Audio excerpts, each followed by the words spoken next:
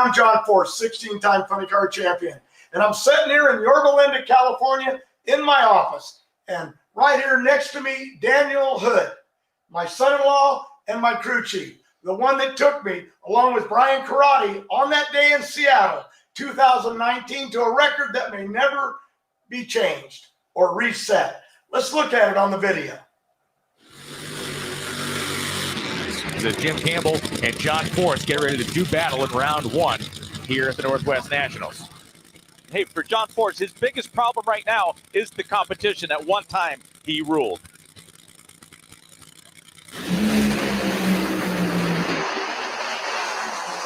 Jim Campbell loses traction, hazes the tires, and John Force goes 3.895 seconds at 327.9 miles per hour.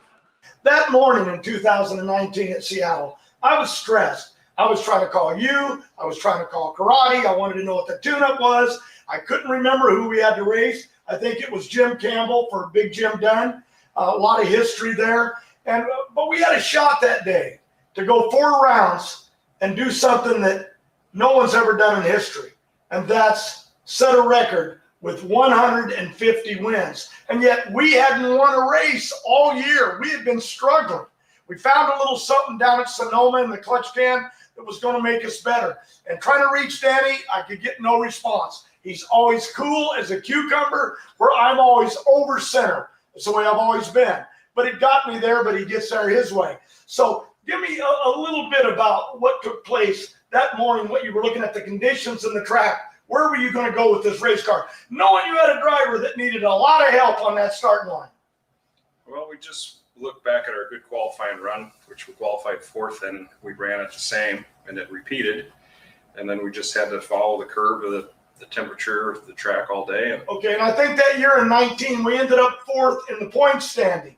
But what was amazing, we were going up against a guy like Jim Dunn, okay, a very consistent car. A match racer like myself in the old days. He could go down any dirt road, as we called it in those days. So we knew that later on in the day, if we got past 1st and 2nd round, we were going to be hitting some tough competition.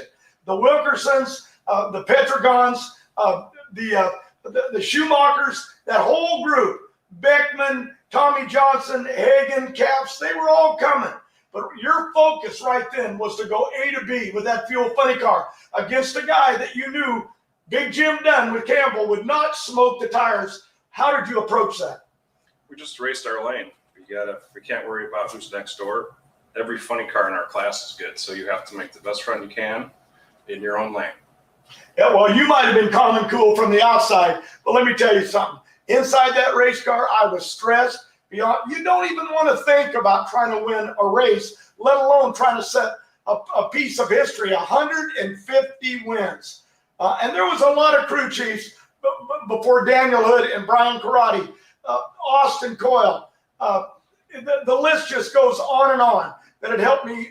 Bernie Federley, wins over the years. But this was a special day. And later in the day, when we got that win, I was sure to give them all credit, to the teams and the drivers and everyone that was part of John Force Racing, the crew chiefs, the sponsors, everybody credit for setting that day at 150. But you know what was amazing was you know you're up against a person like Big Jim Dunn, a real veteran. And yet I believed in Daniel Hood and my team and Karate that they could take me down this racetrack. I didn't need to be great on the light. I just needed to be fair. And a lot of focus was, don't do anything wrong. Don't roll this thing too deep. Try to get lane choice for the next run and try to cut a light that could put you into the winner's circle. So in the middle of that, everything went right. Cut the light down the racetrack. Jim Dunn, Campbell, his driver, neck and neck with us right there. But right at the end, my car got loose. And then it moved around, and boy, it jumped on me. It went to the outside, to the inside. A little smoke out of the motor, but we did get the win. And boy, rounding that corner to get first round out of the way is a great feeling, knowing that you got a shot. Was it a great feeling for you? First rounds are always the hardest. Seems like you can keep going rounds, the easier it gets. Racing Robert that day. Big headlining matchup of the second round. John Force taking on his teammate Robert Height. There are very few times we can mention a number like this, But John Force is 0-4 against Robert Height. The last 4 times they have run heads up against each other.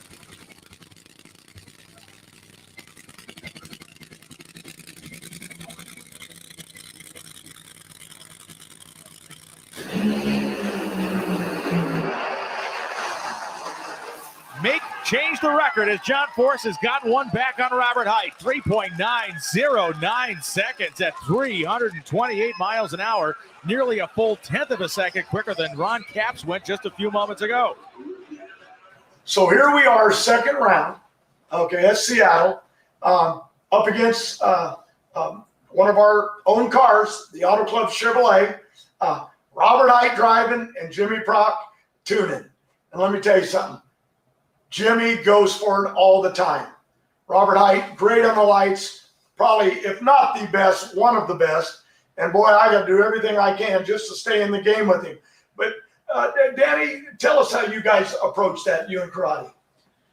Well, you know, when you race Jimmy and Cunningham, that they're going to run as hard as they can. So we went up there trying to run as hard as we can. And when you're racing your own teammate, it's a win-win. So we just went up, kind of had fun, and ran as hard as we could. Luck is a big part of the game, and luck was on our side that day.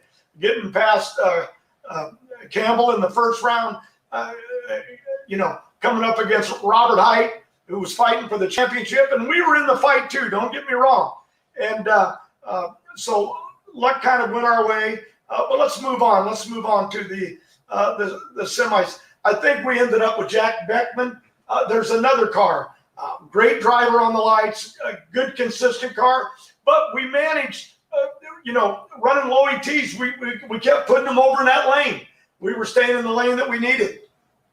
Now it is time for Jack Beckman and John Force to square off. Head-to-head, Beckman leads all time, 32-17. But this season, John Force is better, two wins to 1, of course, against Jack Beckman. And Jack Beckman defeated Force in 2007 for his only win at this event. So pretty good stuff here for 2 long-term competitors. The Peak Lighting sponsorship on the side of John Force's Chevrolet Camaro here this weekend. The Infinite Hero colors being carried by veteran Jack Beckman. 2 very hungry Nitro Funny Car racers that have been a long span since either of them have hoisted a Wally. Jack Beckman smokes the tires, and John Force is going to the final round, the 255th of his career. Consider this. It was May 2nd, 1979, when John Force made his first national event final round. We were down to the semis. We got Beckman. I've had pretty good luck that year against Beckman. I think I beat him a couple of times when I raced him. But at the end of the day, we still, with lane choice, we moved him over into that bad lane. Dean Antonelli was tuning that car. We know Dean very well. You do.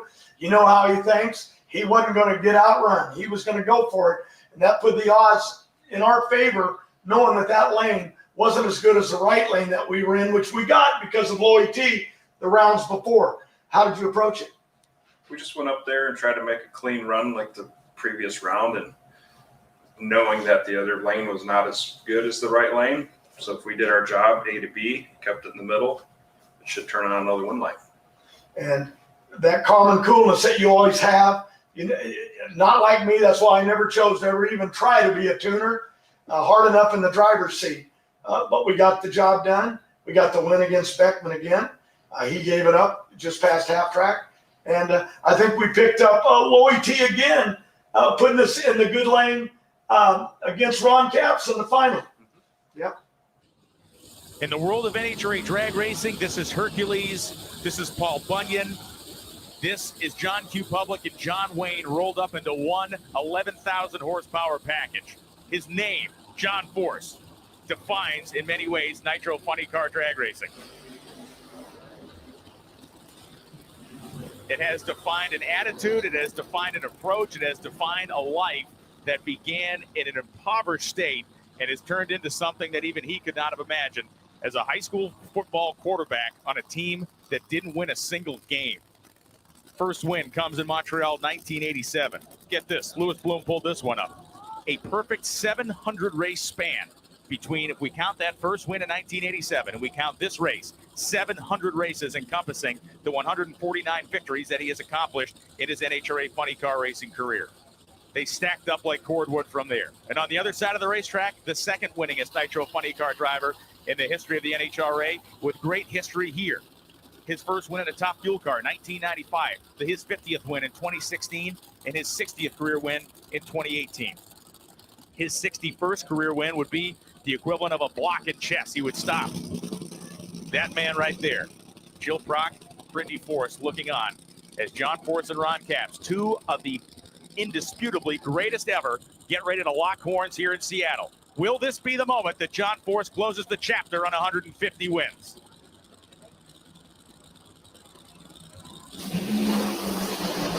They leave within 2,000ths of a second. Forces the car length out, and at the finish line, it's John Forrest for the 150th time in the greatest career in NHRA history. He's done it.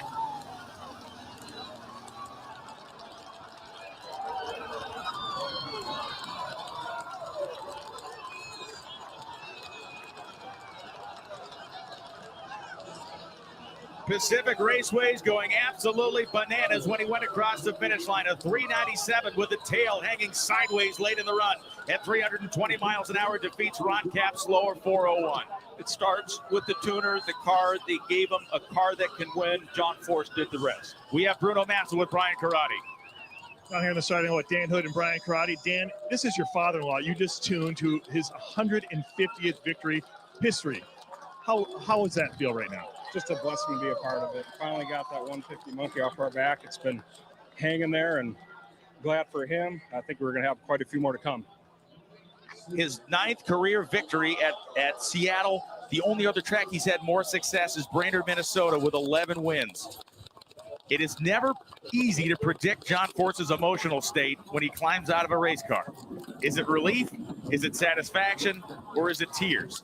We're going to find out when he pulls his helmet off here in a moment. But for everyone that sat here to watch this drag race this weekend, all of you watching at home, you've seen something that we may never, ever see again in the sport of NHRA drag racing, a 150th career victory. Don't let anybody tell you matter. I'm so lately. I'm sorry. Come here. I love you. Love you too. The best right here. It's just the raw emotion of John Forrest pouring out. Don't screw you up. I've been screwed up for 25 races. And God, I'm glad that monkey's gone. Where is that monkey? I love that monkey now. But the words flowing like a river, and we apologize if some of those hit you the wrong direction, but that's John Forrest, and Jamie Howe is right there at ground zero with him. Good luck with this, Jamie. And Ron Capps was the one that put the winner hat on his head. 150 wins for John Forrest, right on the lips for Ron Capps. John, how do you explain the success that you've been able to enjoy? Because I surround myself with the greatest people, the greatest sponsors with Peak and Auto Club and Chevrolet and Advanced Auto Parts and CarQuest and of course Montana brand. I got a young kid coming here right now. But what I've done is taken their money and bought the best people. Karate, Brian Karate, my son-in-law Daniel Hood, and Fabrizi in this team got me this win. And I've been struggling, but there's a lot of other guys that have got me this win. So I just want to say to all the guys that were part of 150, you're all part of my life. But I want to tell you, Austin Coyle, I love you. You stood by me, called me every week, said I was screwed up, but I could still drive. God bless you, you and Bernie Federley. We finally made it. It's 150, and I'm over this. John, as you hold up that Wally, there is a special Wally here. That was your first one, 1987 Montreal. Holding both his first and 150th Wallies. How do you do it? This is the way you write it up. John Forrest and his team, they had some work to do. They were at a disadvantage coming into this final round. It was Ron Capps that was quicker in the semifinals. John Forrest had the car. The team gave it to him. He left the starting line right there with Ron Capps. Ron Capps, for some reason, slowed down. But I realized when these two drivers were pulling up into the staging lanes, a very special place for both of them. But John Forrest, 150 wins. I was there for 100.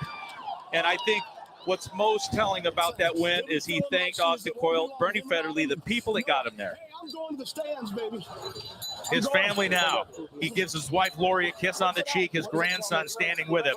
And now you heard what he said. He's heading to the stands. You know, I got so excited watching that final with y'all. Danny told me we actually didn't have lane choice in the final. I'm amazed that Caps took what we thought was a bad lane. You got to understand something. This was a year ago, but a lot's gone on in between there, especially for me. Danny probably remembers it all, but I don't. But I do know there was a monkey on our back, and we couldn't get rid of it that year. And we went on to win the 150 and even and got rid of this guy, the monkey. So at the end of the day, Daniel Hood, his partner, Brian Karate, they did a great job. And if I haven't already, I'd like to thank you personally for that day and Brian Karate for that 150th win. My family was there. My wife, Lori, was there, that had watched me from the very beginning to when I got my first at Montreal, first win. And my grandson, Jacob, I watched him with you racing him at different tracks around the country. And he's only 8 years old, watching him in junior dragsters and watching his reaction when he wins. And maybe one day he'll go for 150. And you'll be tuning. I'll be in heaven. But it was quite a day. But how did it feel to you? It was good to get rid of that monkey. We've been to some finals. We had a really good car all year. We had that problem in the bell housing. I think we knew when we got that win, it would come a lot easier for the next one. It only took a couple races later. We went and won the U.S. Nationals. Winning Indy, that was spectacular because that's the granddaddy. That's the one that every crew chief, every driver, every team wants to win. But that day to get that 150, that was quite an honor for me, something I'll never forget. And in all of that emotion, yeah, they had to bleep me a lot, and I apologize to everybody, but they were giving me trophies, pictures. Everybody was wanting to be part of that moment. I think I got 3 trophies that day, but at the end of it, I wanted to get back because an up and coming driver, Austin Prock, driving the Montana brand, was going for his first win ever, and I knew what that moment was like because I remembered mine in Montreal. Got back, and you were there, you saw it, everybody was part of it. Big day, right? Oh boy. Yeah, I remember telling Austin, we're going to get 150 and 1 today. And he looked at me and said, let's do it. We did it. It was awesome. I got back to the starting line. Prock had just left the starting line. I think he was racing Steve Torrance, a kid that was going for the championship. And in that moment, they got the win. It was unbelievable. But something that I'd done years back, I was in a real bad crash.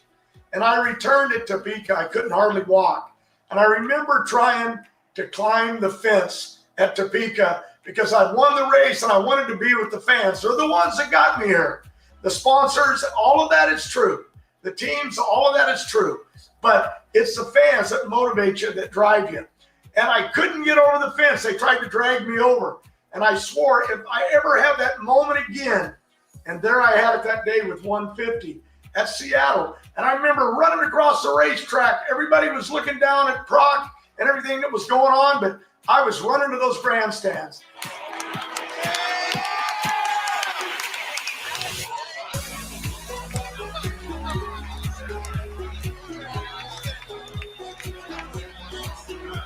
And yep, I got over the fence. It wasn't pretty. End over end on my side, got up, and grabbed my fat belly and ran, for the stands, got up in the stands. I got kissed by more guys. Caps think he had it bad getting kissed by me. None of the girls wanted to kiss this old guy, but all the guys did. But it was pretty exciting up there in the stands to be treated that way and have that moment before I went to the press room. That moment of winning 150 wins. And, later we went on to Indy and it was 151. So we haven't stopped yet. One day, Richard Petty, we're coming after you in NASCAR. We're going after 200. If you can do it, so can we. I guess if I live that long. What do you think, Danny? We'll find out next year. Yeah.